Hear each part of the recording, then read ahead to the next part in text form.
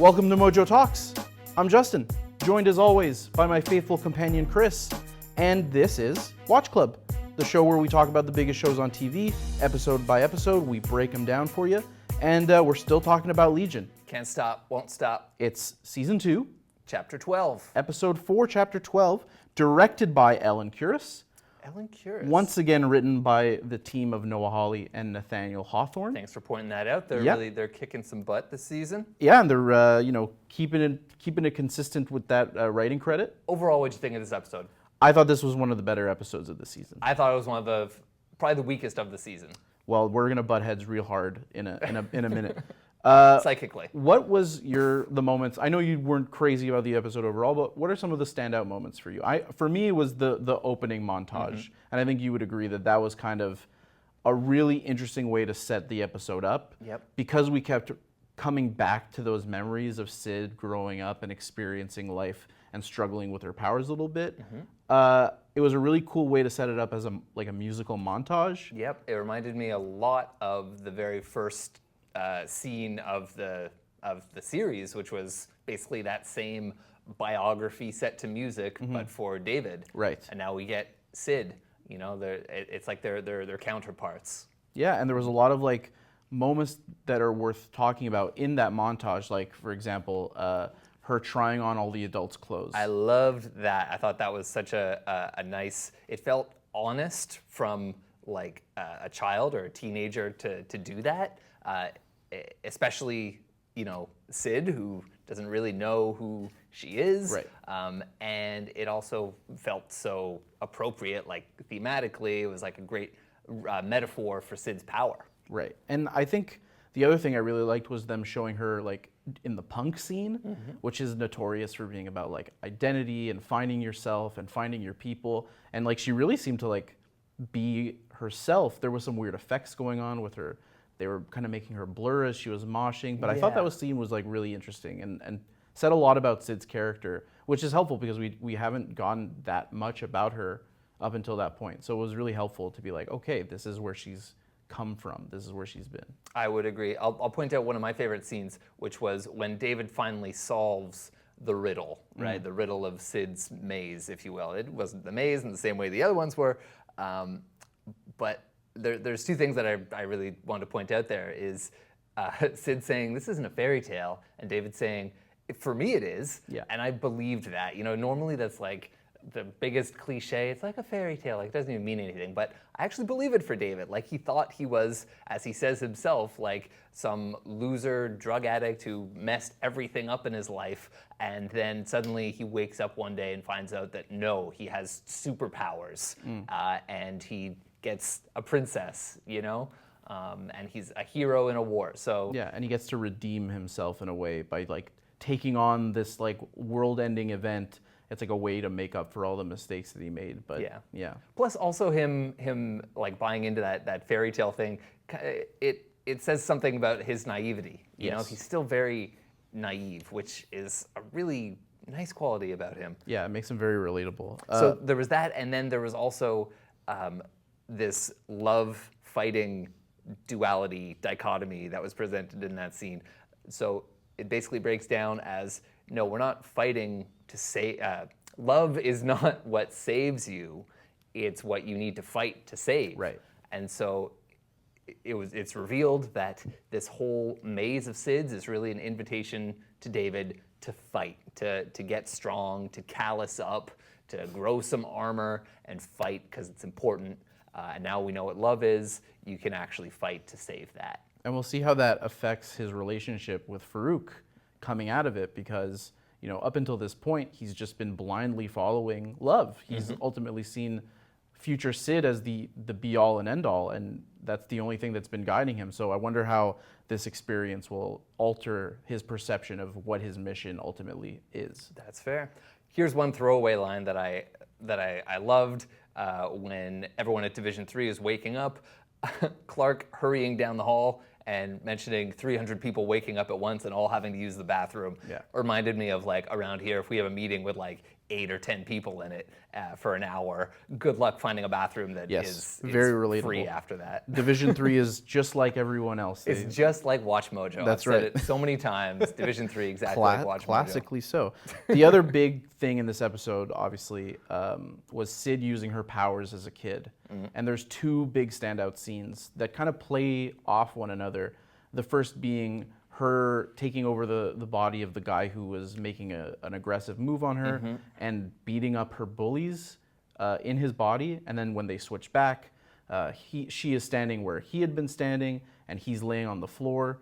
So it kind of reminded the audience of, when she switches bodies with people, when the switch is done, she occupies whatever space she's been occupying as the other person. Yeah, it's a super strong character moment too. Like we see that Sid can get crafty and violent and fight the fight on her terms. Right.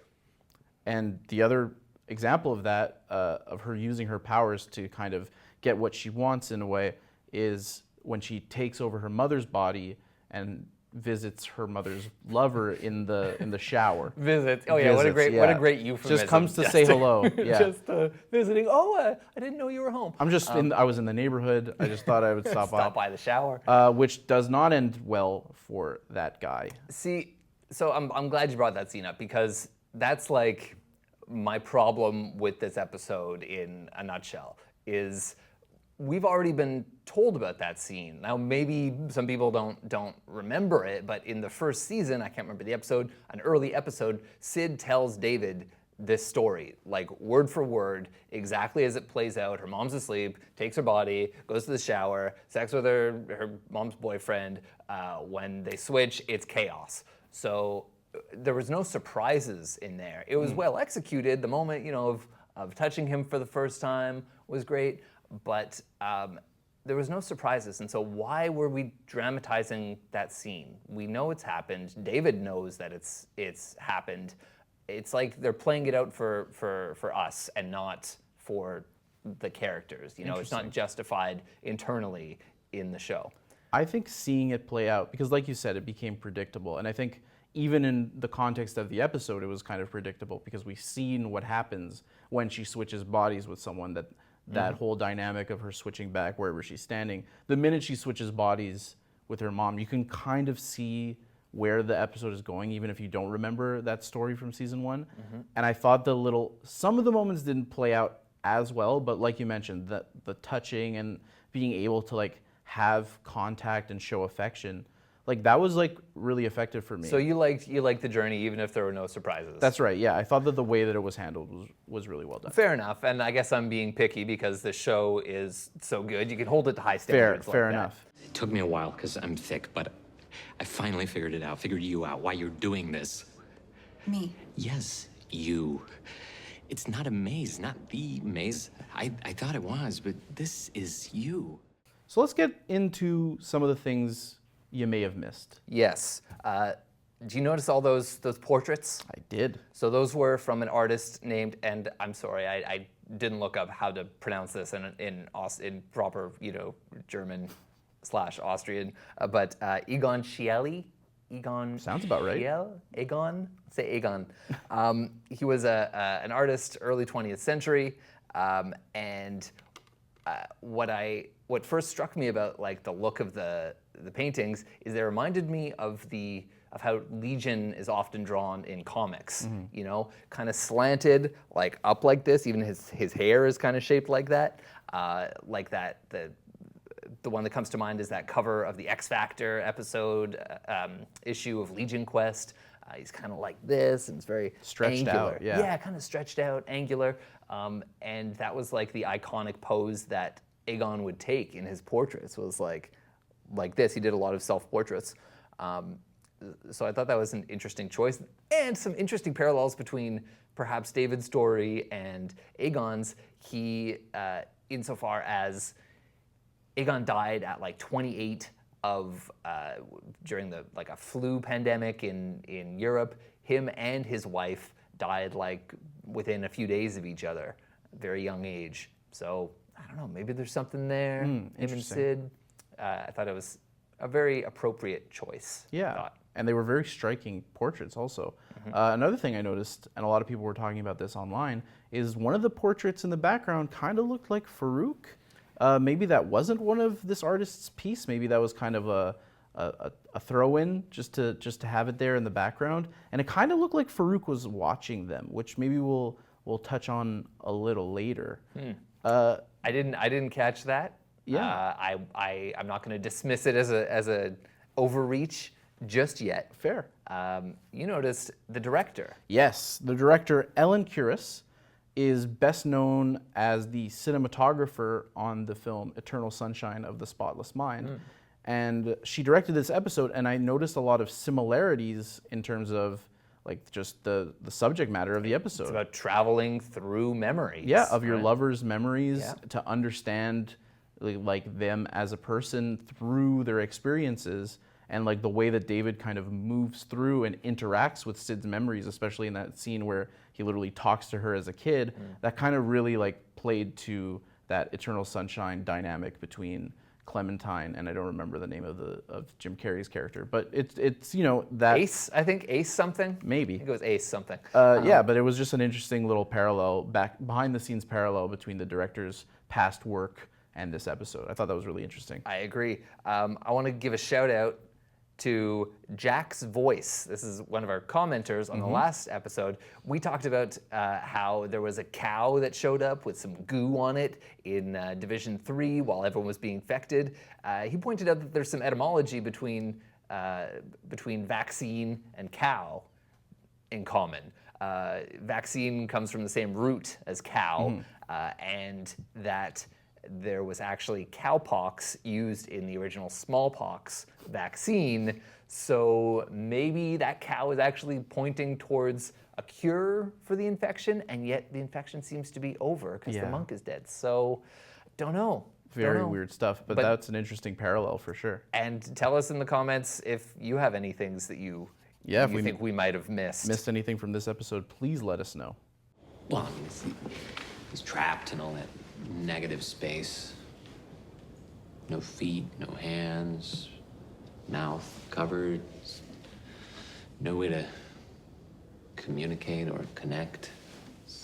It's Honest.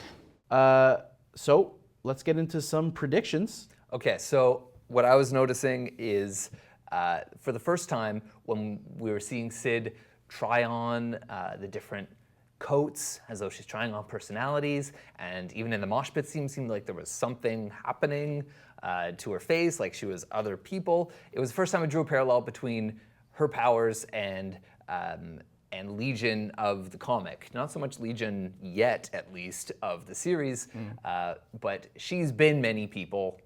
He has many people in his head. They are becoming fighters together. Will we see some sort of a synergy between their powers? I don't know what that would look like yet, but if I'm going to make a prediction, that's the prediction I'll make. Sometime we'll see synergy between their psychic and quasi-psychic powers. Yeah, and that's really interesting because obviously that's part of like one of Legion's primary characteristics in the comics is his multiple personalities and how they manifest themselves.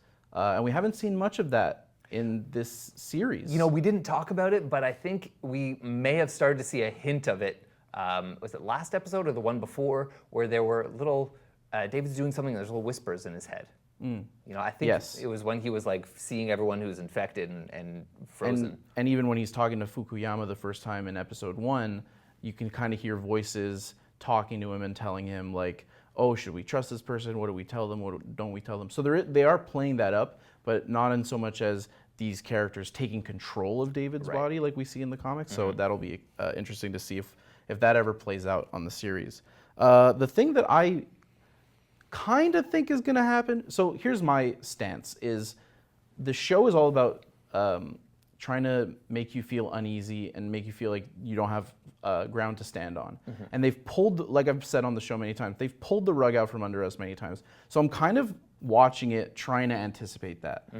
And one of the things that I noticed when I saw the painting that may or may not be Farouk, remains to be seen, is that we see a lot of characters' internal mazes, but we've never seen David's maze, which seems like it would be ripe for this kind of show, especially considering last season we spent a lot of time in David's mind, and this season we haven't really. So that leads me to think that maybe all of this is happening inside of David's maze. Oh, man. And the way that everyone has their core desire, like you mentioned with the fairy tale, maybe David's core desire is to be the hero of his own story. Oh, man, I don't want this to all be in his head. I know, Come I know. on, I don't was want all it either. a dream. I don't want it either. I'm anticipating the twist, and I don't want to be taken by surprise almost. So you're prepared I'm, for anything. I'm prepared for anything at this point, but I'm still expecting them to subvert my expectations. Speaking of being prepared, we predicted last week that Lenny would be a sort of double agent and then maybe switch back. I think that at the end when she's like appearing again, I think she is a Trojan horse of sorts. So I think that we're starting maybe to see our prediction play out. Yeah, we'll see. Yeah. Don't know. On that note, thank you so much for watching the Watch Club with us. Tune in every Wednesday when we'll be breaking down the newest episode of Legion. Word. And keep it right here on MojoTalks. Don't forget to like and subscribe. Hit that bell to Ding. make sure that you get up to date on all the newest content. And we'll see you next time. Ding, ding, ding.